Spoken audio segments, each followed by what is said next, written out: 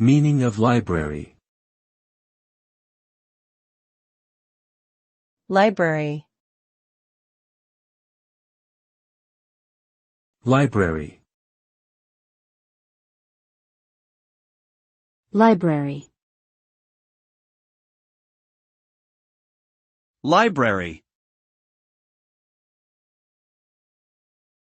The term library generally refers to a collection of books, periodicals, and other materials that are organized and maintained for use by a community or institution. A library may also include digital resources such as e-books and databases. The purpose of a library is to provide access to information and knowledge, and to support education, research, and the general public.